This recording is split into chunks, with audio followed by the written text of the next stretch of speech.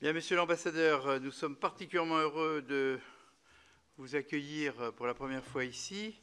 Accueillir en effet l'ambassadeur Hans-Dieter Lucas, qui représente, je le rappelle, depuis 2 septembre 2020 la République fédérale d'Allemagne. Nous vous avions déjà du reste auditionné déjà une fois ici. Monsieur l'ambassadeur, vous savez quel prix la France attache à notre relation bilatérale avec l'Allemagne. Et notre commission souhaite du reste relancer les échanges avec les parlementaires allemands. Vous aurez à confirmer ce point dans un instant. Je rappelle malheureusement que l'Assemblée parlementaire franco-allemande, créée par le traité d'Aix-la-Chapelle, a été conçue en excluant le Sénat, ce qui nous a beaucoup choqués et ce qui est préjudiciable à la qualité de nos relations interparlementaires. Le Sénat avait pourtant attiré à plusieurs reprises l'attention de l'exécutif français sur ce point. Alors nous savons qu'il y a entre le Bundestag, Bundesrat, il y a des différences de compétences qu'il n'y a pas en France, mais enfin c'est un point qui ne nous aide pas pour travailler avec nos collègues. C'est pour ça que nous allons prendre des initiatives dans cette maison. Pour débuter par l'actualité, Monsieur l'ambassadeur, la Commission va être particulièrement heureuse de vous entendre au sujet des plus récents développements qui concernent l'aide militaire à l'Ukraine et d'une manière générale l'analyse que l'Allemagne fait sur la situation en Ukraine. L'ensemble des pays membres de l'Union européenne ont démontré leur détermination et leur unité en armant les forces ukrainiennes depuis l'agression russe du 24 février, jour anniversaire que nous allons hélas prochainement célébrer, tristement. Le 25 janvier dernier, le chancelier fédéral Olaf Scholz a annoncé devant le Bundestag sa décision de livrer à l'Ukraine une compagnie de 14 chars lourds Léopard 2 de modèle A26. En plus de ces véhicules prélevés sur les équipements de l'armée allemande, cette décision ouvre la voie à la livraison de chars Léopard détenus par plusieurs autres pays occidentaux, notamment la Finlande et l'Espagne. La Pologne a ainsi annoncé la livraison à Kiev de 14 chars Léopard 2 de fabrication allemande. Cet engagement exemplaire de l'Allemagne est intervenu en concertation avec les partenaires européens et avec les États-Unis qui, simultanément, ont annoncé la livraison à l'Ukraine de 31 chars d'assaut de la catégorie Abrams. Alors que la guerre d'agression menée par la Russie en Ukraine depuis 2022 dure depuis près d'un an, vous nous donnerez donc l'analyse du gouvernement allemand sur les priorités de l'Union européenne pour soutenir la résistance ukrainienne. Je crois que nous partageons tous le sentiment selon lequel l'Ukraine doit en effet gagner cette guerre et l'Allemagne, comme la France, porte une responsabilité historique pour que nos pays soient à la hauteur de la dégradation actuelle de la sécurité sur notre continent. Monsieur l'ambassadeur, vous êtes vous-même un des meilleurs connaisseurs de la Russie. Nous sommes donc particulièrement intéressés d'avoir votre analyse sur les raisons pour lesquelles nos pays ont échoué à comprendre les projets de Vladimir Poutine et sa volonté de lancer une guerre aussi brutale que insensée. Comme à l'époque de la guerre froide, le décryptage des arcanes du pouvoir russe est toujours difficile et nous serons donc preneurs de votre analyse sur ce qui pourrait être la suite des événements en Russie. Plus largement, notre commission a suivi avec attention les nombreuses annonces faites par votre gouvernement dans le domaine de la sécurité et de la défense depuis un an. Dans un important discours prononcé 3 jours après le déclenchement de la guerre, le chancelier Scholz a annoncé un Zeitenwende, c'est-à-dire un changement d'époque pour la politique extérieure allemande. Dans le même discours, il a annoncé la création d'un fonds spécial de 100 milliards d'euros pour moderniser la Bundeswehr. Avec le recul dont nous disposons, vous nous direz quelles réformes et quelles réorientations ont été engagées dans les forces allemandes depuis ces annonces structurantes. En deuxième lieu, nous serions heureux d'évoquer avec vous les nombreux sujets relatifs à la coopération bilatérale entre nos deux pays. Le mois dernier, les nombreuses manifestations organisées pour célébrer le 60e anniversaire du traité de l'Élysée, 22 janvier 1963, entre le général de Gaulle et le chancelier Adenauer, tout ceci a témoigné de la vitalité de notre amitié. Pour ce qui concerne la défense et les affaires étrangères, nous le savons tous, l'Allemagne est un partenaire stratégique essentiel de nos forces armées et la poursuite de cette coopération est une condition majeure à l'établissement de l'autonomie stratégique de notre continent. Et donc nous serons heureux d'entendre votre analyse au sujet des principales coopérations entre nos deux pays dans le domaine capacitaire. Notre commission s'est publiquement félicitée de l'avancée réalisée en décembre dernier pour le lancement de la phase de démonstrateur pour le projet de SCAF, le système de combat aérien du futur. Parallèlement, vous nous direz quelles sont les perspectives d'avancement pour un second projet structurant de notre coopération bilatérale, le char du futur. On croyait qu'on n'aurait plus besoin de chars. Eh bien, malheureusement, l'actualité le démontre différemment. Le fameux char que l'on désigne sous le nom technique de système de combat terrestre principal, SCTP ou MGCS en anglais. Alors, avant de vous céder la parole, j'aimerais aussi évoquer d'un mot les perspectives d'évolution institutionnelle de l'Europe, de l'Union européenne. En effet, le tandem franco-allemand joue depuis l'origine un rôle moteur pour façonner le périmètre de compétences et les règles de fonctionnement de notre Union européenne. On ne peut que se féliciter de la nomination récente de la désignation d'un groupe d'experts binational franco-allemand qui permettra de formuler des propositions communes pour adapter les institutions de l'Union aux enjeux du monde actuel. Monsieur l'ambassadeur, vous avez la parole pour une présentation, puis après nous ouvrirons le dialogue avec vous ainsi que nos collègues. Monsieur l'ambassadeur, vous avez la parole. C'est diffusé. Je rappelle que cette audition est captée. Oui, Monsieur le Président, merci beaucoup pour cet accueil, pour me donner la possibilité d'échanger avec vous sur les relations franco-allemandes. Mesdames les sénatrices, Messieurs les sénateurs, peut-être avant de venir au sujet de l'Ukraine, peut-être un mot sur le récent Conseil des ministres franco-allemand et sur les célébrations à l'occasion du 60e anniversaire du traité de Nice. Je pense que c'était un signal très très fort de l'unité franco-allemande, un signal très fort aussi, un témoignage, n'est-ce pas, de notre ambition partagée de renforcer l'Europe dans un temps des crises multiples. Pas seulement la guerre en Ukraine, mais c'est le changement climatique, c'est la crise énergétique, c'est l'inflation. Donc ce sont beaucoup de crises auxquelles nous faisons face. Et là, le couple franco-allemand, le tandem ou le moteur franco-allemand joue un rôle tout à fait essentiel. Et je pense que le 22 janvier, c'était vraiment une démonstration tout à fait impressionnante de notre volonté commune de faire face à ces défis-là, y compris sur le sujet de l'Ukraine. Et peut-être je commence mon intervention avec quelques remarques là-dessus.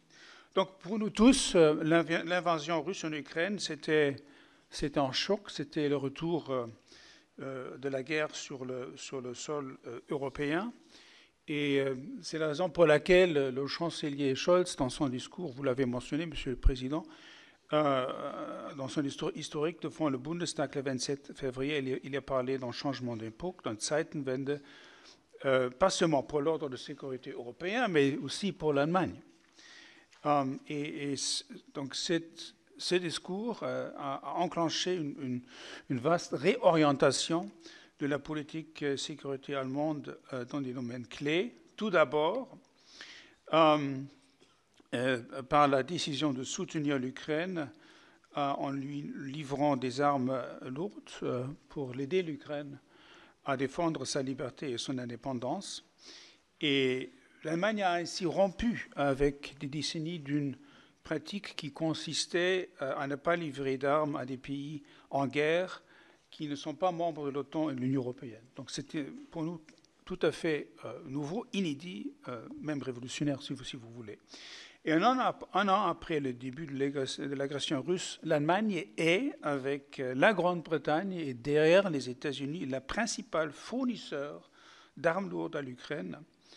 Et ça va des chars de combat Léopard 2, véhicules de combat d'infanterie Marder, blindés Gepard, jusqu'au système de défense antiaérienne Patriot et Iris-T.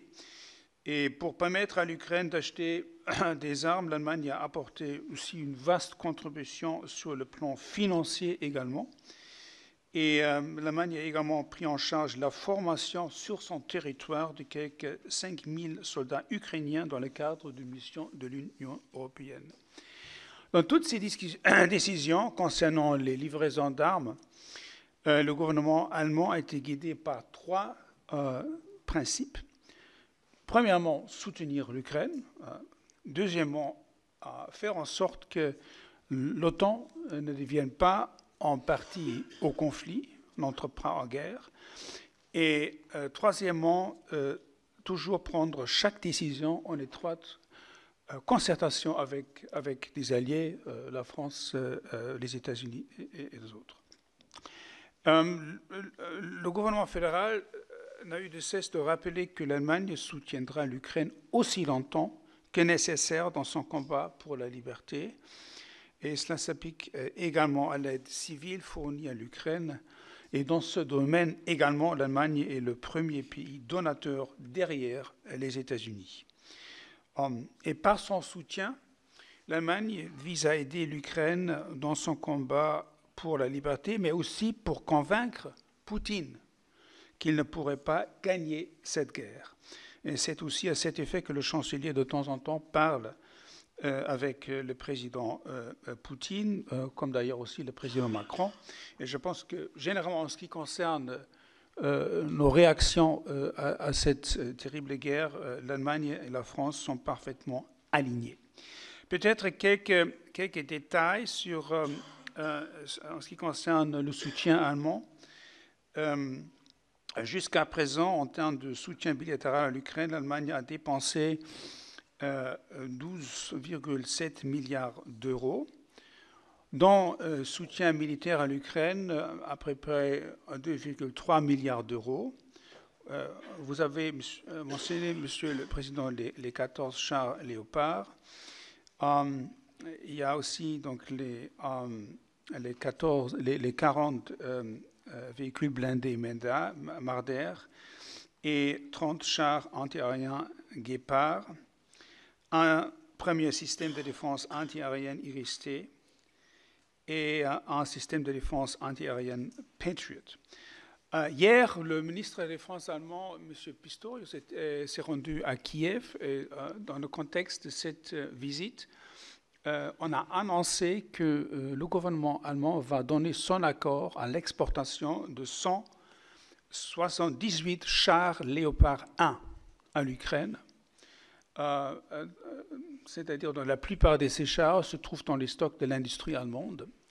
Mais également le Danemark et les Pays-Bas se sont alignés à cette déclaration. Donc ce sera, je pense, en autre contribution très essentielle pour, en ce qui concerne donc l'aide à l'Ukraine. Ce sont 178 chars qui devaient être livrés au cours des mois qui viennent.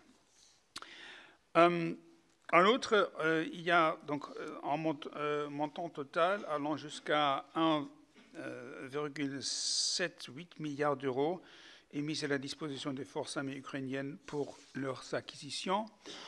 Il y a en aide aux réfugiés, donc l'Allemagne a enregistré l'arrivée de plus d'1 million d'Ukrainiens et d'Ukrainiennes sur son territoire et on a soutenu ces réfugiés avec à la hauteur de 8,2 milliards d'euros. Il y a aussi un soutien non militaire à l'Ukraine et des voisins, ce sont à peu près 3 milliards d'euros. Donc ce sont des mesures tout à fait essentielles. Le deuxième axe du changement d'époque pour la politique de sécurité allemande concerne la hausse massive du budget de la défense, par le biais, vous l'avez mentionné, Monsieur le Président, de la création d'enfants particuliers dotés de 100 milliards d'euros. Et ces moyens supplémentaires doivent permettre à l'Allemagne de se conformer à l'avenir à l'objectif de l'OTAN, fixé par l'OTAN, à savoir consacrer au moins 2% du PIB à la défense. Il s'agit là donc de donner le plus rapidement possible à une Bundeswehr longtemps sous-financée et insuffisamment équipée les moyens de pleinement remplir ses missions dans le cadre de l'OTAN et de l'Union européenne. Il est pour cela nécessaire de combler d'importantes lacunes dans les systèmes d'armes et l'équipement des troupes. Et étant donné l'urgence de la situation, là, le gouvernement fédéral n'a d'autre choix que de recourir au système disponible sur le marché, c'est-à-dire d'acheter ce qui est sur l'étagère. Enfin, nous avons réagi à l'agression russe en réaffirmant vigoureusement nos engagements au sein de l'Alliance, conformément à l'article 5. Et dans ce contexte, l'Allemagne a renforcé sa présence militaire sur le flanc est de l'OTAN en mettant à disposition une brigade pour la Lituanie en déployant des effectifs supplémentaires en Slovaquie.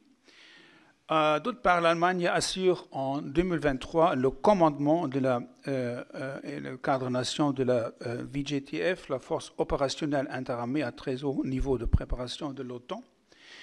Et enfin, le gouvernement fédéral a réaffirmé son attachement à la mission de la dissuasion nucléaire de l'OTAN, c'est-à-dire aussi longtemps que la Russie disposera d'un arsenal nucléaire, l'OTAN aura besoin d'une dissuasion nucléaire crédible et efficace.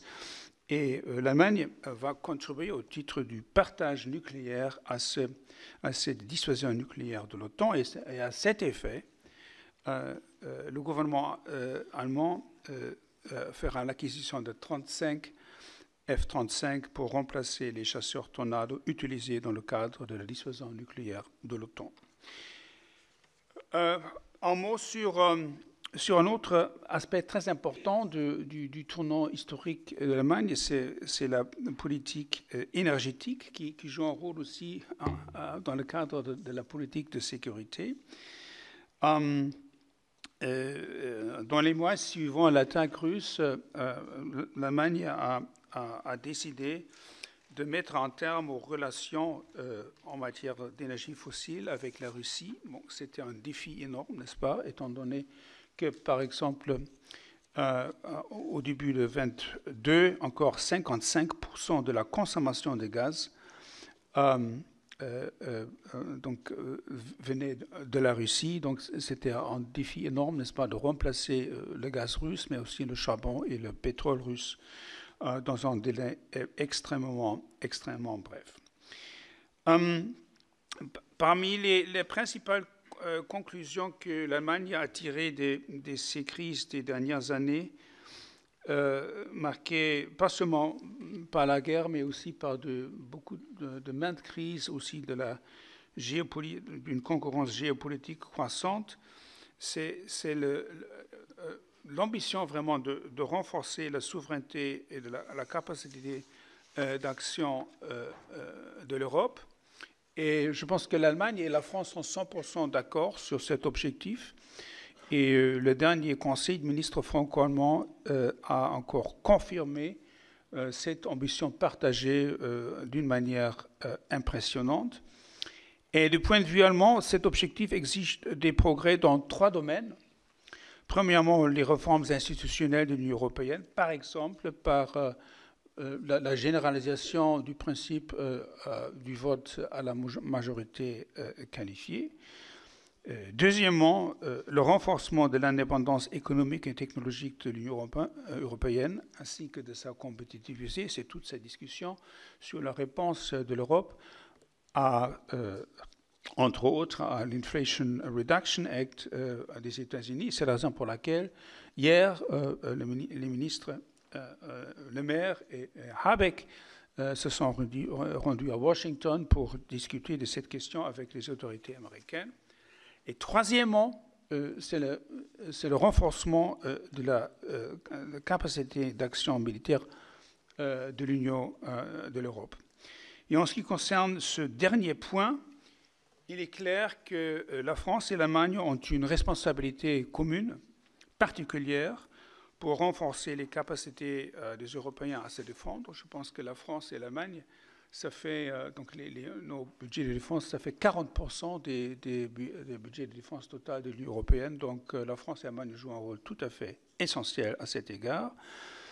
Et dans ce domaine, l'Allemagne a promu ces dernières années d'importants projets en étroite coopération avec la France. Je mentionnerai dans ce contexte la coopération structurée permanente dans le domaine de la défense, la création du Fonds européen de défense, la boussole stratégique pour l'orientation future de la politique de sécurité et de défense commune adoptée sous la présidence française du Conseil, et puis donc l'instauration d'une facilité européenne pour la paix dotée de 5 milliards d'euros, et celle-ci a permis à l'Union européenne d'aider l'Ukraine à acheter d'importantes quantités d'armes pendant la première année de la guerre. Pour promouvoir une Europe géopolitique, l'Allemagne juge essentiel de renforcer donc, les capacités militaires européennes. Et dans ce contexte, et peut-être on va en discuter plus en détail plus tard, les projets franco-allemands d'armement du SCAF, du MGCS, de l'Eurodrone, mais aussi donc, la création d'un escadron de transport aérien vrai sont des éléments tout à fait majeurs, centraux. C'est également dans un objectif de renforcement des capacités militaires des Européens que s'inscrit l'initiative allemande d'un bouclier anti-aérien européen dans le cadre de l'OTAN, qui est ouvert à tous les partenaires européens de l'OTAN. Et dans le même temps, l'Union européenne doit renforcer sa capacité d'action militaire dans son voisinage immédiat. Et l'Allemagne fournira donc un important contingent à la force de réaction rapide de l'Union européenne pour 2022, et dont les effets pourront atteindre 5 à 1000 soldats. Enfin, c'est aussi notre vue pour mener efficacement ces opérations militaires européennes. Il est indispensable de créer une capacité de planification, de commande, n'est-ce pas, au sein de l'Union européenne. Monsieur le Président, Mesdames les sénatrices, Messieurs les sénateurs, je m'arrête ici et je me réjouis d'échanger avec vous donc, sur toutes ces questions, mais peut-être aussi d'autres questions. Merci beaucoup. Merci, Monsieur l'Ambassadeur, de cette présentation générale sur l'état de notre coopération et sur la situation en Europe. Et donc, sans plus attendre, je donne la parole à Joël Guerriau. Merci, Président. J'étais justement en train d'écrire la question. L'Europe ne peut plus, Monsieur l'Ambassadeur, l'Europe ne peut plus s'offrir le luxe de la division, d'où l'importance d'une parfaite entente entre nos pays. Et cela, pas seulement en l'affichant le 22 janvier 2023 pour fêter l'anniversaire du traité de l'Élysée. Le 29 août 2022, le chancelier Olaf Scholz avait plaidé dans son discours sur l'Europe à Prague pour un élargissement de l'Union européenne à 36 États, ce que Paris avait rejeté sous forme préalable de l'Union européenne, sans réforme préalable de l'Union européenne. De même, certaines décisions nationales en matière de politique énergétique et militaire fragilisent la confiance mutuelle entre l'Allemagne et la France. La tendance de l'Allemagne à acheter des systèmes d'armes américains me semble tourner le dos à la capacité des Européens à atteindre leur souveraineté en matière de défense. Les deux gouvernements allemands et français peuvent-ils surmonter leurs divergences liées au projet de politique de défense, tel qu'un système de combat aérien commun et à la restructuration de l'approvisionnement en énergie? Je m'interroge dans quelle mesure ces fissures dans nos relations entre nos pays profitent aux États-Unis et pire encore à la Russie. Merci, Monsieur l'Ambassadeur. La question était attendue. Alors, on va faire honneur au président du groupe d'amitié France-Allemagne, Ronan Le Gleut. Merci, Monsieur le Président. Monsieur l'Ambassadeur, vous l'avez évoqué, dans son discours de Prague, effectivement, le chancelier Olaf Scholz a insisté sur le besoin d'opérer un rattrapage en matière de défense aérienne en Europe. Il s'agit de construire un système aérien commun et non une simple harmonisation des différents systèmes existants. Les ministres de la Défense de 15 pays alliés se sont réunis à Bruxelles le 13 octobre 2022 en ce sens. Et il se trouve, comme vous le savez, que donc la France n'est pas partie prenante. Comment, selon vous, pouvons-nous justement construire ce système aérien commun avec la France? Je vous remercie.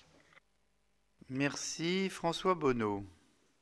Oui, merci, Monsieur le Président. Monsieur l'Ambassadeur, Vladimir Poutine fait une guerre hybride à l'Occident et particulièrement à l'Europe. Et je voudrais vous parler là des questions énergétiques. Vous les avez également abordées, sachant qu'effectivement le renchérissement du gaz a très fortement perturbé un grand nombre de pays européens, mais avec aussi des conséquences, c'est la corrélation de l'électricité et du gaz. Avec une augmentation très forte de l'électricité qui pénalise énormément des secteurs, des pans entiers de l'économie notamment de la France. Il va y avoir une réunion fin mars sur la possibilité de découpler le prix de l'électricité sur celui du gaz. Quelle sera la position de l'Allemagne sur ce point très précis? Merci. Merci François. François Patria. Oui, merci Monsieur le Président. Monsieur l'ambassadeur, ma question portera aussi sur la question de l'énergie, si je comprends tout à fait l'importance de la question de François Bonneau. Mais le traité d'Aix-la-Chapelle a maintenant 3 ans. Vous savez qu'il comporte un volet écologique qui prévoit des projets conjoints pour développer les énergies renouvelables et favoriser l'efficacité énergétique. Mais la guerre en Ukraine façonne une nouvelle géopolitique de l'énergie qui est propice à une accélération de la transition énergétique. Dans ce contexte, selon vous, comment pourrait-on accroître la synergie franco-allemande en matière de développement des énergies renouvelables? Merci, Président. Jean-Marc Todeschini. Merci, Monsieur le Président. Moi, j'irai un peu dans la suite de Joël Guerriau. J'ai été très attentif au communiqué publié par l'Élysée le 22 janvier 2023. L'Europe est effectivement confrontée à une guerre inattendue en Ukraine et les enjeux sont communs pour nos deux pays en matière d'énergie, en matière de défense, mais y compris en matière de spatial. Je ne reviendrai pas sur le prix du gaz, il a été abordé. Moi, je constate que le communiqué de l'Élysée, suite à la rencontre entre nos deux pays, est très positif et va naturellement dans le bon sens. Mais qu'en est-il du projet de bouclier antimissile entre plusieurs pays européens autour de l'Allemagne, dont l'OTAN s'est félicité, mais qui laisse sur ce sujet-là, sur ce concept-là, la France complètement isolée? C'est quand même un problème important dans le cadre d'une Europe de la défense. Au niveau du spatial, vous l'avez abordé, il est abordé aussi dans les échanges franco-allemands. Vous développez seul un projet de port spatial pour des micro-lanceurs. Et jusqu'à maintenant, j'ai plutôt l'impression que l'Allemagne s'oppose au principe de préférence européenne. Le sommet entre nos deux pays a été reporté à 3 reprises. Est-ce quelque chose qui pourrait indiquer un problème dans la relation du couple franco-allemand, dont tout le monde se vante que c'est un moteur puissant pour le fonctionnement de l'Europe? Est-ce tout simplement l'impression des Français ou est-ce réellement un accord qui tient et qui va tenir dans l'avenir? Je comprends en tout cas les positions de l'Allemagne. Moi, je suis voisin de l'Allemagne, hein, je suis sénateur de la Moselle. Je connais l'importance des relations franco-allemandes et c'est pour cela que je m'interroge sur ces communiqués, mais sur la réalité à côté qui est un peu différente.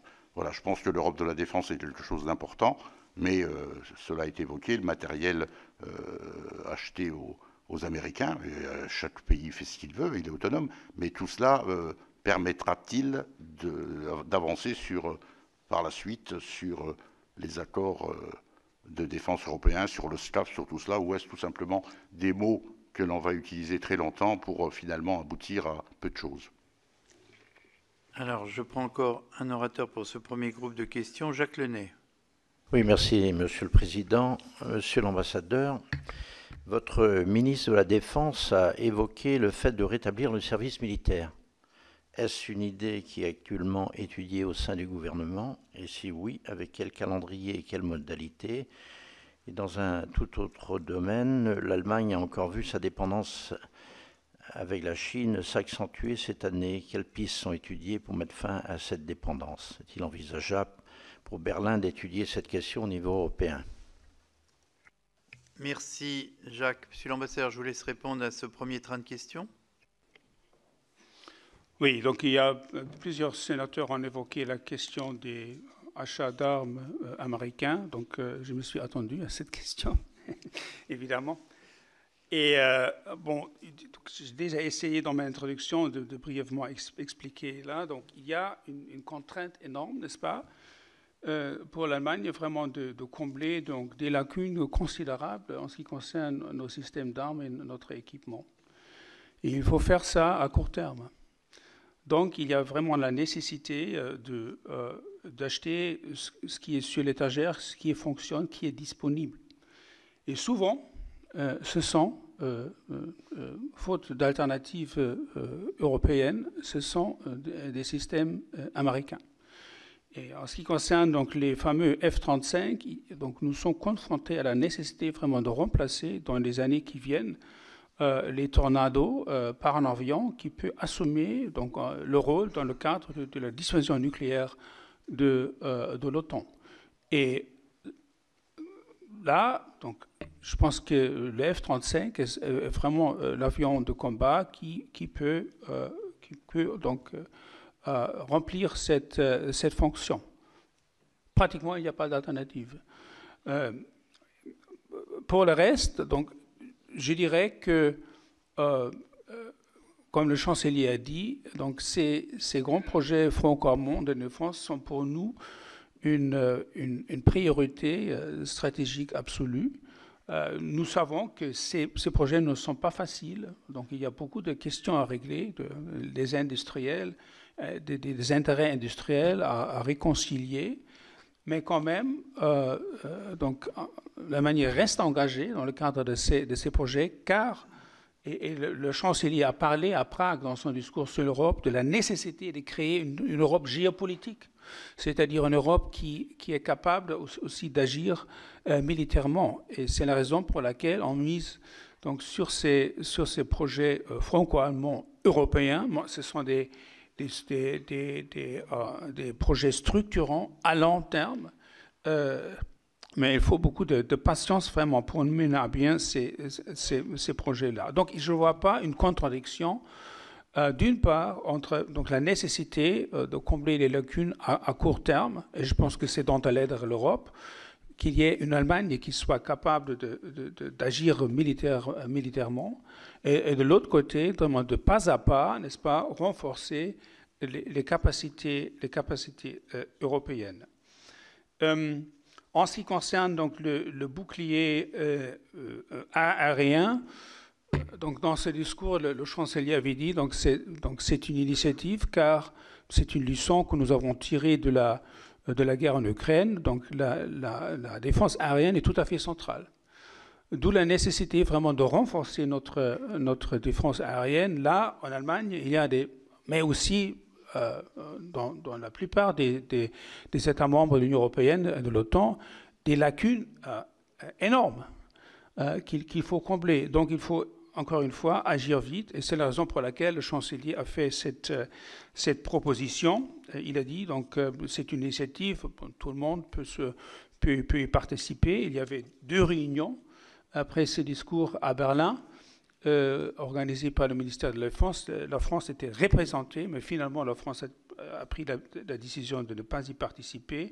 Donc c'est une décision de la France. Mais en ce qui concerne le futur, je pense que là, il y a encore beaucoup de questions à discuter, et je pense que cette initiative reste ouverte à tous les des membres européens de l'OTAN. Mais nous pensons que vraiment c'est une proposition pertinente qui aborde un problème central de la sécurité de tous les Européens. En ce qui concerne l'électricité et le gaz, donc, nous sommes confrontés vraiment à la nécessité vraiment d'une réforme du marché de l'électricité. Donc la crise l'a clairement démontré. Et dans le communiqué du Conseil ministre franco-allemand, la France et l'Allemagne ont souligné donc, la nécessité de travailler ensemble en ce qui concerne le marché de l'électricité. Je pense dans 2 étapes. Dans une première étape, il s'agit d'optimiser l'existant marché de l'électricité. Et deuxièmement, donc, je pense que la Commission européenne va mettre sur la table des propositions pour une adaptation, si vous voulez, du marché de l'électricité à long terme. Mais pour cela, donc, il nous faut du temps. C'est-à-dire en Allemagne, on a lancé un processus avec tous les acteurs dans le domaine de l'énergie, de l'électricité, pour discuter donc, du futur du marché de l'électricité. Pour nous, principalement, donc il y avait des prix très élevés, mais principalement, donc, le marché de l'électricité a fonctionné aussi dans la crise, car donc, il y avait bien une crise d'approvisionnement en électricité, donc les prix étaient très élevés, mais de l'autre côté, il y avait assez d'électricité, et ça, à notre avis, c'est un atout. Et deuxièmement, il y a aussi ce principe du merit order, aussi ce principe, à notre vue, donc, a joué un rôle très important. Et donc, puis on verra comment on va mener cette discussion au cours de cette année sur la question de la réforme du marché d'électricité. En ce qui concerne la coopération franco-allemande en matière des énergies renouvelables, c'est tout à fait important, je suis tout à fait d'accord. Donc il y a ce désaccord très clair sur le nucléaire. Donc on ne va pas changer ça, c'est-à-dire les Allemands ne vont pas convaincre les Français d'abandonner le nucléaire et les Français ne vont pas convaincre les Allemands donc de revenir au nucléaire. Donc il faut vivre avec ces différences, mais en même temps travailler, coopérer sur la question sur le développement des énergies renouvelables. Et là, il y a un nombre d'aspects. Tout d'abord, il faut soutenir les industries en matière de énergies renouvelables. C'est là tout l'enjeu de la réponse européenne à l'Inflation Reduction Act, c'est-à-dire flexibiliser le système des États, par exemple, agir beaucoup plus vite en ce qui concerne les PIEC, utiliser le fonds qui existe à Bruxelles, plan de relance REPowerEU, pour soutenir nos industries en matière des énergies renouvelables, activer aussi la Banque d'investissement européenne, etc., etc. Là, il y a un dispositif qui est là pour soutenir les énergies renouvelables, et sur ce point-là, la France et l'Allemagne sont tout à fait d'accord, aussi en ce qui concerne le plan qui a été mis sur la table par la présidente von der Leyen la semaine dernière. Il y a aussi des projets très concrets. Je mentionnerai l'hydrogène, qui est très important, une forme d'énergie renouvelable du futur.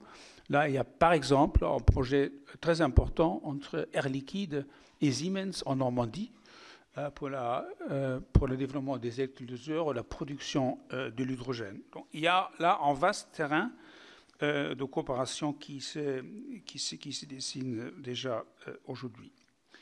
Puis il y avait la question du spatial, enjeu très important. Aussi sur ce point-là, parfois ce sont des discussions difficiles, mais généralement il y a là un accord très clair que le spatial, c'est un enjeu de souveraineté européenne. Et le chancelier était très clair là-dessus. Donc pour l'Allemagne, l'accès indépendant de l'Europe à l'espace est tout à fait central. C'est un enjeu de souveraineté européenne. Et c'est la raison pour laquelle nous soutenons l'Allemagne, aussi Ariane 6. Malheureusement, il y avait ce retard, n'est-ce pas, en ce qui concerne Ariane 6 et le premier lancement, mais il n'y a aucun doute que l'Allemagne soutient ce projet, finance ce projet, et soutient aussi le principe de préférence européenne en ce qui concerne l'usage des lanceurs. Ça n'exclut pas qu'on soutient également le développement des micro-lanceurs. Donc ce sont une espèce de lanceurs qui sont nécessaires dans le futur. Et on partage cette analyse avec la France, et c'est la raison pour laquelle on a dit dans le communiqué du 22 janvier qu'on soutient aussi le développement des micro-lanceurs. La France a également, je pense, créé un programme pour le soutien des micro-lanceurs. Mais là, je ne vois pas en principe un désaccord franco-allemand. Mais donc, il nous faut également aussi une discussion sur la question comment gérer d'une manière efficace, n'est-ce pas, le programme Ariane 6. C'est une discussion tout à fait légitime, à mon avis. Dernier point, la Chine Il y avait un problème en ce qui concerne le service militaire allemand aussi. Ah, oui, donc, mais je ne vois pas que pour le moment, il y a vraiment une discussion sérieuse, si vous voulez, sur la réintroduction du service militaire. Donc, pour le moment, je ne le vois pas. En ce qui concerne la Chine, bon, c'est un grand sujet. La Chine, c'est beaucoup de choses. La Chine, c'est un partenaire économique très important. La Chine est importante en ce qui concerne le changement climatique.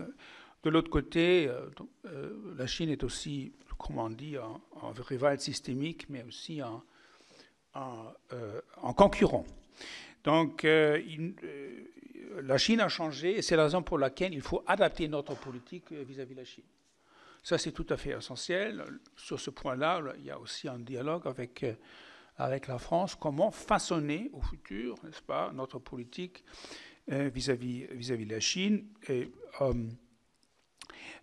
il me semble qu'une idée comme découplage, n'est-ce pas, vis-à-vis de la Chine, c'est pas réaliste, car, comme j'ai déjà dit, la Chine va jouer un rôle très important économiquement, en ce qui concerne également le changement climatique. Mais de l'autre côté, il nous faut diversifier nos relations commerciales, économiques, travailler plus avec des partenaires qui partagent nos intérêts, nos valeurs.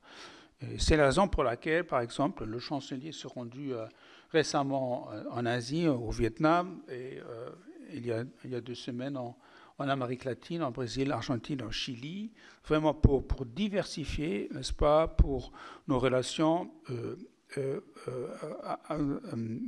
commerciales et économiques. Sur ce plan-là, il me semble qu'il y a aussi un accord très profond entre la France et l'Allemagne, mais aussi au sein de l'Europe. Merci, Monsieur l'Ambassadeur. On va prendre le deuxième et dernier train de questions. Catherine Dumas. Merci, Monsieur le Président. Monsieur l'Ambassadeur, votre engagement en faveur des relations franco-allemandes est tout à fait reconnu. Cependant, on a un peu l'impression que la relation franco-allemande peut sembler parfois, et aujourd'hui, fragilisée.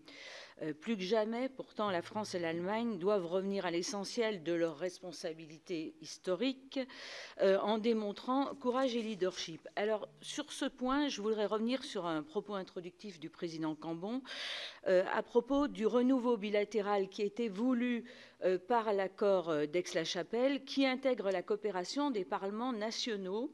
Le président Cambon l'a évoqué. Je voudrais savoir quelle est votre réflexion sur ces parlements nationaux. Ne sont-ils pas encore trop absents du processus de décision européen? Merci. Olivier Cigolotti. Merci, Monsieur le Président. Monsieur l'Ambassadeur, même si personne ne peut nier en Europe que l'amitié franco-allemande a bel et bien fait ses preuves, l'invasion russe en Ukraine, l'envolée de l'inflation, la crise énergétique ont créé inévitablement des tensions entre nos deux nations. Si le déblocage du dossier SCAF a redonné un peu de tonus à notre coopération, ça a été évoqué, celle-ci a été assombrie par le projet allemand de bouclier antimissile qui a suscité beaucoup d'incompréhension à Paris. Nos deux pays ont des cultures militaires différentes. La France fait de sa puissance militaire un élément central de sa politique internationale et l'Allemagne demeure plus réticente à s'engager dans cette voie. Ma question est la suivante, Monsieur l'Ambassadeur. Est-ce que nos divergences industrielles et militaires ne sont-elles pas systématiquement plus fortes que nos volontés politiques? Merci. Hugues Saury. Merci, Monsieur le Président. Monsieur l'Ambassadeur, régulièrement présenté par l'Union européenne comme un partenaire majeur, la Turquie entretient des liens plus particuliers encore avec l'Allemagne. Monsieur l'Ambassadeur, comment cette relation bilatérale, dans ce contexte de conflit aux enjeux multiples, a-t-elle évolué depuis le 8 décembre 2021 et la fin des mandats d'Angela Merkel? Je vous remercie. Merci Hugues. Gisèle Jourda. Ma question sera très brève, Monsieur l'Ambassadeur, puisque vous y avez répondu précédemment. Elle portait sur cette dépendance économique constatée donc en 2022 par rapport donc au commerce et aux importations chinoises, mais vous avez largement répondu. Merci Gisèle. Ludovic Hay. Merci Monsieur le Président, Monsieur l'Ambassadeur, chers collègues. Lors de la présentation de son plan numérique 2030, le commissaire européen Thierry Breton a défendu l'idée de doubler la capacité de production de semi-conducteurs en Europe. Et on sait pertinemment, tous autour de cette table, que les semi-conducteurs sont devenus, aussi bien dans l'industrie en général, automobile, mais aussi dans l'industrie de défense et l'industrie de l'armement, un lien et un élément incontournable. Pour lui, c'est une ambition qui est indispensable au niveau de l'Europe pour satisfaire les besoins de demain et notamment répondre aux différents besoins. Alors aujourd'hui, on a des cibles d'implantation et l'Allemagne en fait partie. Nous en sommes très heureux, notamment d'une grosse usine de fonderie, c'est-à-dire la partie qui constitue la puce électronique en elle-même. Mais on sait pertinemment que l'industrie du semi-conducteur, c'est aussi beaucoup d'autres usines de conditionnement, de logistique, etc. Comment imaginez-vous la collaboration avec la France dans le développement de ces semi-conducteurs, Monsieur l'Ambassadeur? Merci Ludovic. Guillaume Gontard. Oui, merci Monsieur le Président, Monsieur l'Ambassadeur. L'Union européenne et l'Ukraine ont convenu la mise en place d'un bureau d'enquête pour recueillir les preuves sur crimes d'agression de la Russie. L'Union européenne soutient également la création d'une juridiction compétente pour ce type de crime, mais sa forme, on l'a vu, soulève des questions, soit un tribunal international spécial ou une juridiction hybride relevant du droit ukrainien. A priori, l'Ukraine voudrait justement un tribunal spécial, mais j'ai cru voir que l'Allemagne a fait part de ses doutes et soutient plutôt un tribunal hybride. Je voulais savoir si vous pouviez nous éclairer sur ces discussions et sur votre position et puis l'avancée de ces discussions, et puis peut-être de manière générale sur les discussions sur le long chemin de l'entrée de l'Ukraine vers l'Union européenne. Merci. Merci Guillaume. Merci Monsieur le Ministre. Enfin, Vivette Lopez. Oui, merci Monsieur le Président, Monsieur l'Ambassadeur, merci pour toutes vos explications. Vous avez beaucoup parlé des États-Unis, de la Chine, mais qu'en est-il avec l'Inde? C'est un pays que l'on ne parle pas beaucoup et qui pourtant prend une grande importance. Je vous remercie. Voilà. Monsieur l'Ambassadeur, merci de répondre à l'ensemble de nos intervenants.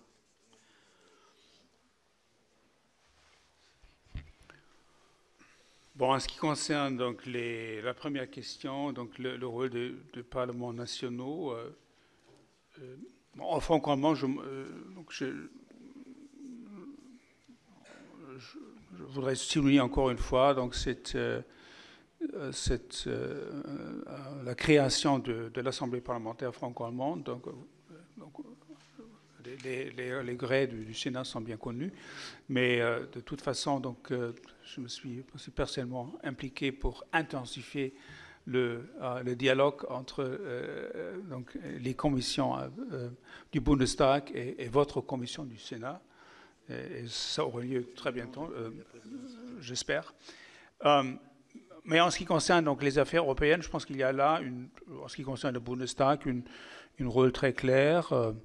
Que le Bundestag joue un rôle très important en ce qui concerne la politique européenne du gouvernement. Il y a aussi donc une discussion, n'est-ce pas, sur le renforcement du Parlement européen. Donc c'est l'autre piste. Il y a aussi une coopération des parlements européens nationaux. Dans le contexte des différents comités. Donc, je pense que, en ce qui concerne l'Allemagne, donc il n'y a pas un manque, n'est-ce pas, des possibilités pour le Parlement allemand, n'est-ce pas, d'influencer la politique européenne du gouvernement. Donc, je ne peux pas parler pour la France, mais en ce qui concerne l'Allemagne, ça me semble la vue prépondérante. Encore une fois, le bouclier antimissile et les cultures stratégiques, vous avez tout à fait raison. Donc, nos points de départ, en ce qui concerne les cultures stratégiques, sont très différentes. Donc, la France, avec une tradition militaire stratégique, pas interrompue, mais pour l'Allemagne, à cause de l'histoire, c'est tout à fait différent. Mais de l'autre côté, nous sommes dans une situation inédite et il me semble que nous avons en Allemagne vraiment une discussion sur un changement de culture. Le chancelier a parlé d'un changement d'époque et ça vaut aussi pour, à long terme, je pense que pour la culture stratégique de l'Allemagne. Et c'est la raison, par exemple, que nous sommes en train de, pour la première fois dans l'histoire de la République fédérale d'Allemagne, de développer une stratégie de sécurité nationale. Donc, cette stratégie va être publiée dans les mois qui viennent. Et c'est la première fois que l'Allemagne, le gouvernement allemand, va présenter une vue d'ensemble de nos intérêts stratégiques, aussi des risques ou des défis auxquels nous faisons face. Et ça va servir comme base, n'est-ce pas, pour un discours, pour un débat national qui doit mener à une culture stratégique adaptée qui est vraiment à la hauteur des défis auxquels nous faisons face. Bon, et de ce point de vue-là, il me semble que là aussi, les crises que nous avons vues, aussi la guerre, offrent vraiment une opportunité pour une convergence stratégique entre la France et l'Allemagne. À mon avis, c'est un mot. Ces guerres, c'est un développement vraiment structurant qui nous offre aussi des opportunités. Bon, c'est un grand défi, mais nous offre aussi une opportunité et que le chancelier a parlé à Prague, donc pour la première fois, d'une Europe géopolitique. Ça, c'est aussi nouveau. Donc, on n'a jamais parlé dans le langage politique en Allemagne de la géopolitique. C'était plutôt un mot problématique pour nous. Jamais ici en France ou en Grande-Bretagne, mais maintenant, donc c'est un discours vraiment géopolitique, à mon avis, sur ce point de mentalité, n'est-ce pas, d'esprit. Donc ça offre de nouvelles options. Bon, la Turquie, donc c'est peut-être aussi encore le moment pour exprimer notre solidarité avec la Turquie dans ces heures extrêmement difficiles pour ces pays, la population torturée par ces terribles séismes. Généralement, la Turquie est un partenaire très important, allié très important au sein de l'OTAN. C'est un pays qui herbège presque 4 millions de réfugiés syriens, un pays qui se trouve dans un contexte géopolitique extrêmement compliqué. De l'autre côté, donc, on a eu des discussions très difficiles avec la Turquie sur la question de défense, l'achat des systèmes aériens S-400 russes, sur sa position vis-à-vis dans la Méditerranée orientale, position envers la Grèce, et question de politique intérieure. Et sur ces questions-là, il me semble que la ligne allemande n'a pas changé vraiment depuis la fin du gouvernement de Mme Merkel, c'est-à-dire donc la Turquie est un partenaire très important, mais de l'autre côté, on a un dialogue franc et aussi exigeant donc sur les questions compliquées et difficiles que j'ai évoquées. La question des semi-conducteurs, sur ce point-là, il y a aussi un accord, je pense, entre nos deux pays, c'est-à-dire on a soutenu cette initiative de la Commission dans le cadre du CHIPS Act, c'est-à-dire de mise à disposition de plus de 40 milliards d'euros pour soutenir le développement d'une industrie européenne dans le domaine des semi-conducteurs. Il y a des investissements très importants ici en France, mais aussi en Allemagne, par exemple à Magdeburg par Intel. Il y a un investissement d'Intel ici en France. Il y a un nouveau investissement américain, je pense, en SAR, c'est-à-dire dans la région transfrontalière. Mais sur ce plan-là, c'est clair pour nos deux pays que l'Europe doit devenir beaucoup plus indépendante en ce qui concerne les semi-conducteurs. Pour le moment, donc la dépendance de l'Europe sur ce domaine-là est pas soutenable. Donc, au cas où il y avait, par exemple, une crise en Indo-Pacifique, je mentionnerai ici le cas du Taïwan. Donc, nous sommes dans une situation peut-être très compliquée. D'où la nécessité vraiment de soutenir le développement d'une industrie forte, plus indépendante, européenne dans ce domaine-là. Et je pense que cette initiative prise par le commissaire Breton a tout notre soutien. La question des crimes de guerre en Ukraine, certainement, donc il ne doit pas y avoir d'impunité. Donc il faut tenir responsables tous ceux qui sont responsables pour ces crimes de guerre.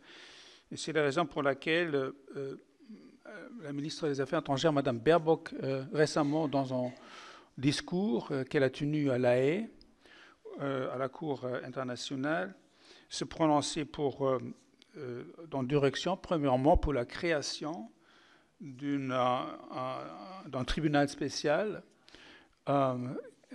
international basé sur le droit ukrainien, mais avec une dimension internationale, c'est-à-dire avec des juges, des procureurs internationaux,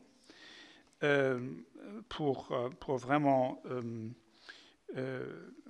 vraiment émettre un signal très très fort, n'est-ce pas, qu'on ne va pas tolérer donc ces crimes de guerre. Et deuxièmement, elle s'est prononcée pour une réforme du statut de la Cour pénale internationale, car donc, ce statut ne prévoit pas la question des crimes d'agression.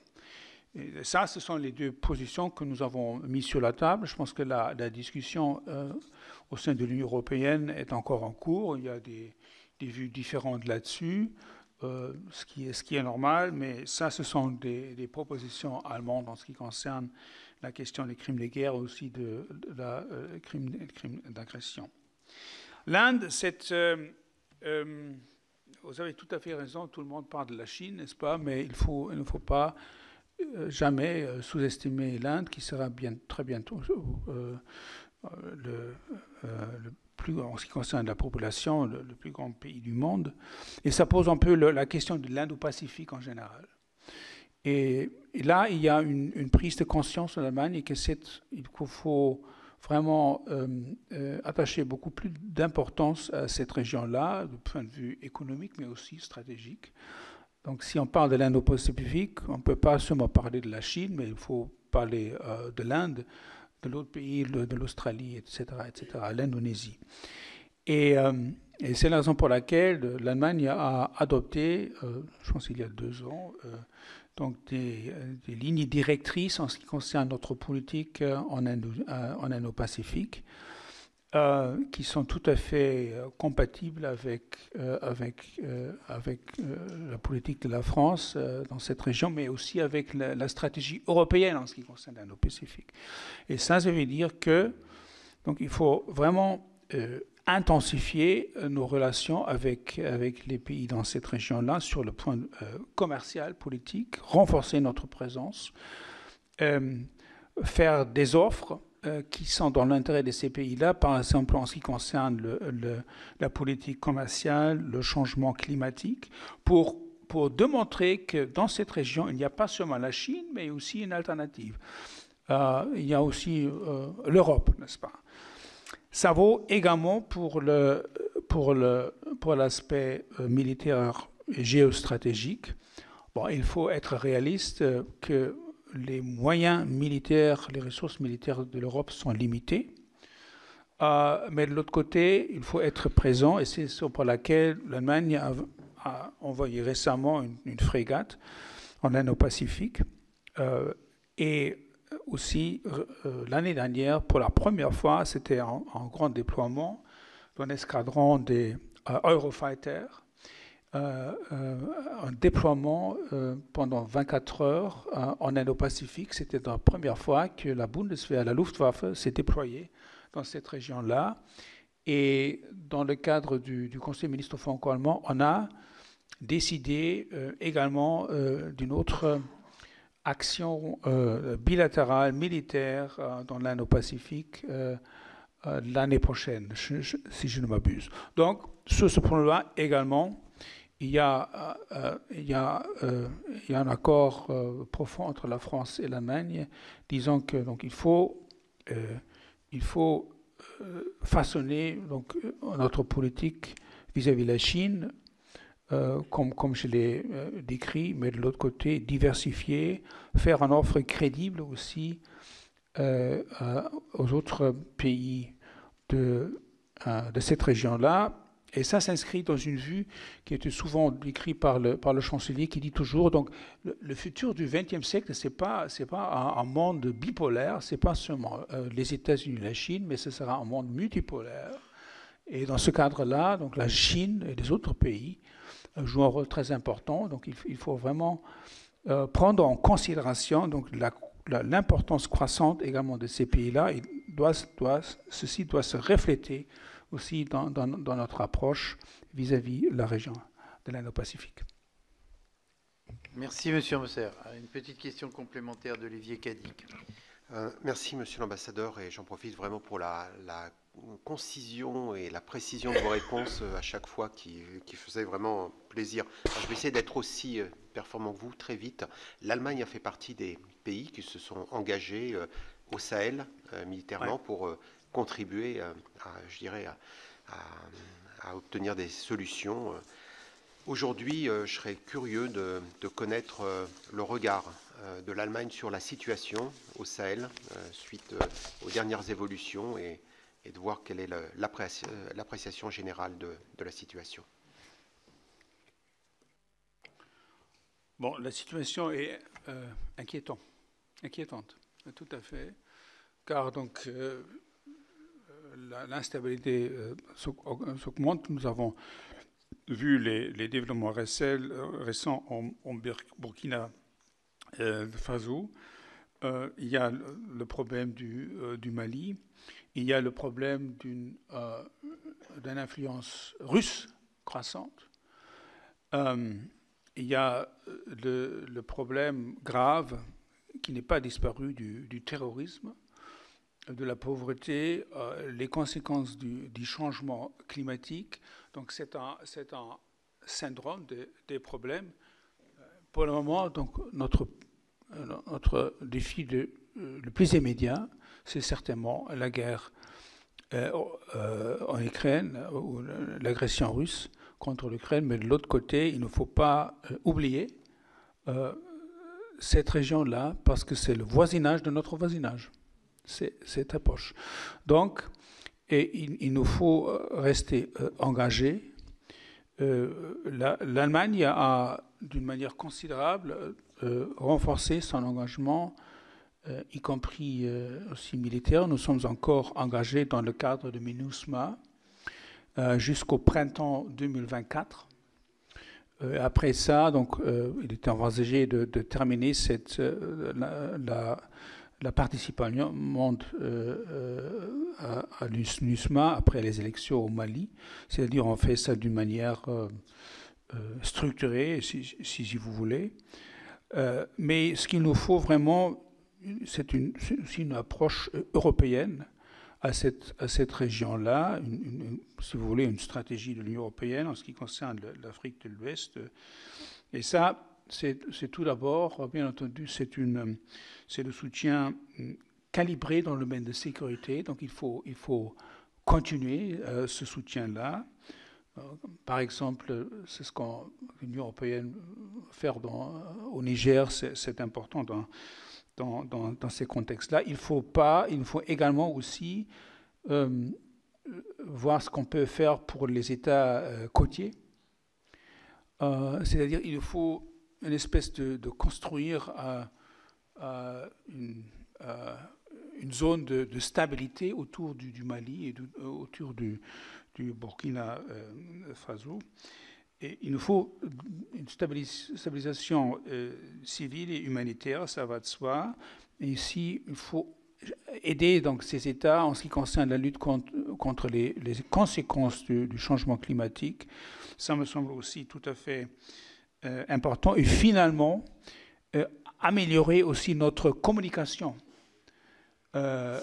stratégique, c'est-à-dire lutter contre cette désinformation qui est vraiment qui va au détriment de l'Europe. Et c'est la raison pour laquelle donc, il y a par exemple la proposition d'établir au sein de l'Union européenne une espèce de task force, un groupe une unité qui est dédiée à lutter donc, contre la désinformation, pas seulement au Sahel, mais dans toute l'Afrique. Car l'Union européenne a joué un rôle en Afrique. Et bon, ce sont quelques idées, n'est-ce pas? Mais généralement, il me semble que sur ces questions-là, la coopération franco-allemande est aussi très importante et on est bien entendu très intéressé à voir donc, les résultats du processus qui est en cours, qui vise vraiment à développer une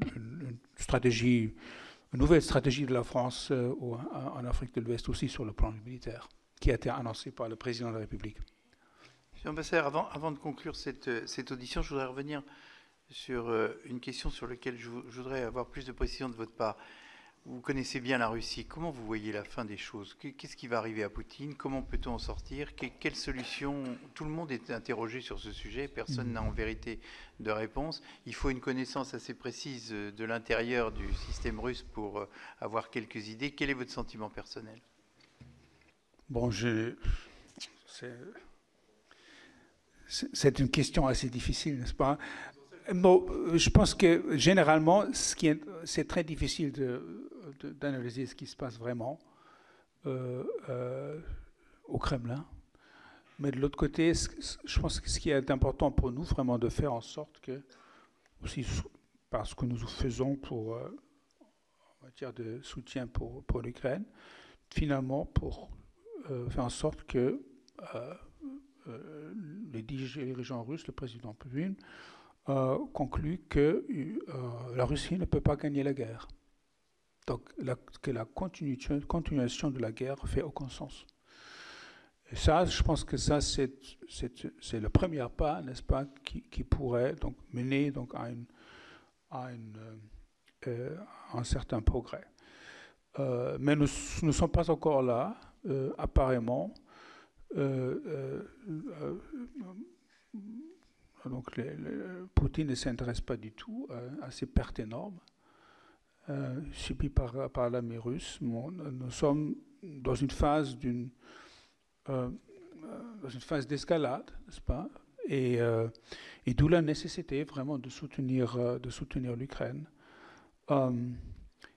Mais nos demandes sont très claires. Donc, la Russie doit cesser ses hostilités, va retirer ses troupes. Et finalement, il s'agit de la restauration de l'indépendance et de l'intégrité territoriale de l'Ukraine. Mais je pense que ce qui est vraiment important, que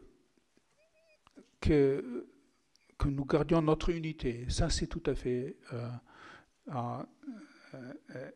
vital pour nous. Donc, c'était le fameux Karl von Clausewitz qui disait toujours donc, le centre de gravité de chaque alliance, c'est l'unité. Et donc, l'unité, c'est tout à fait central.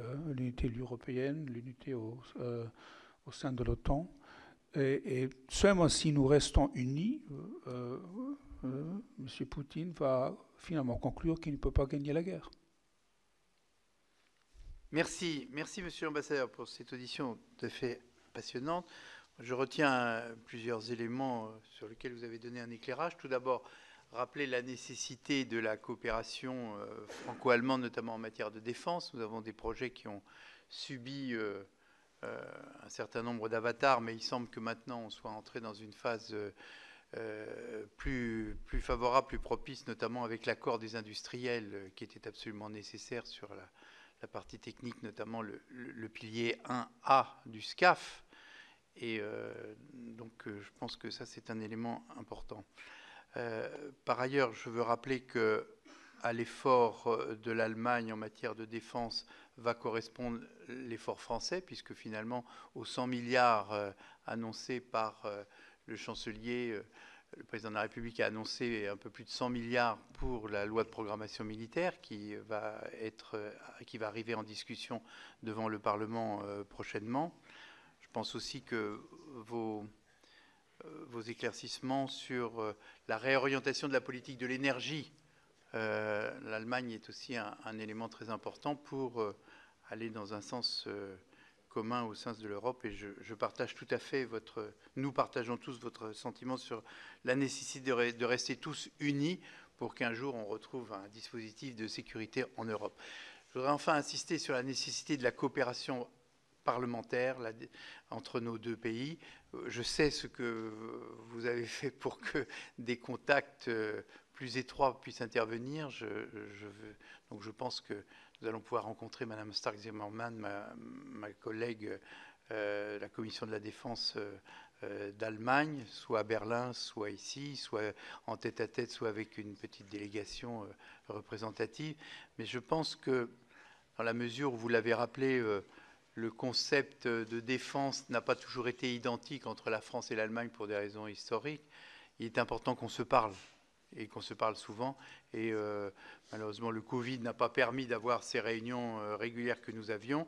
Et comme cela a été rappelé, nous souffrons du fait que le traité d'Aix-la-Chapelle n'a pas prévu, mais c'est aussi c'est peut-être un problème plutôt franco-français, n'a pas prévu dans la délégation parlementaire française la présence des sénateurs, ce qui fait que, alors même que nous avons les mêmes compétences que l'Assemblée nationale, on a eu souvent l'occasion d'échanger tous les deux à ce sujet.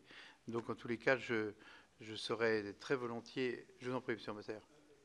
Tout brièvement, en ce qui concerne donc la coopération avec les deux comités du Bundestag, c'est-à-dire Affaires étrangères et défense. Il me semble que dans le passé, il y avait aussi donc un format trilatéral, n'est-ce pas? Donc je pense que tout à fait. À Berlin, on est tout à fait ouvert à ça. Voilà. Précédemment, avant justement le traité d'Aix-la-Chapelle, il y avait Assemblée nationale et Sénat. J'ai conduit du reste la dernière délégation à Berlin avant le Covid, qui rencontrait nos amis de nos collègues du Bundestag. Parallèlement, nous avons évidemment des relations avec le Bundesrat, puisque le président nouveau a été reçu ici dernièrement. Mais je pense qu'il faut se saisir de toutes les occasions pour multiplier les rencontres. Car, encore une fois, la répartition constitutionnelle des pouvoirs en France et en Allemagne est un peu différente. Il faut tenir compte de la présence du Sénat, qui en l'occurrence est un pôle de sagesse et de sérénité dans les temps que nous connaissons. Donc, il faut savoir utiliser les sénateurs.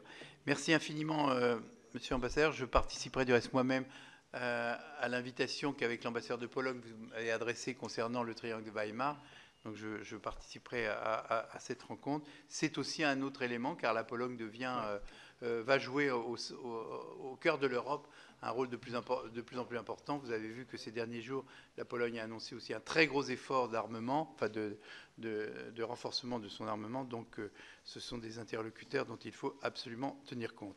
Merci infiniment, monsieur l'ambassadeur. Merci à votre équipe. Merci à tout ce que vous faites depuis votre arrivée. Je peux ici en porter témoignage comme nombre d'entre nous pour le développement de cette relation, pour surmonter parfois les petites incompréhensions. Et je pense qu'avec le groupe d'amitié présidé par notre excellent collègue Ronan Le Gleut qui siège dans cette commission, tout ceci... La présidente qui était là, la présidente de l'Assemblée parlementaire de l'OTAN, qui maintenant siège à la Commission des Affaires étrangères. Donc tout ceci est un facteur de renforcement de nos relations. Merci infiniment, monsieur l'ambassadeur. Merci à vous. Merci beaucoup. Quelques instants de suspension.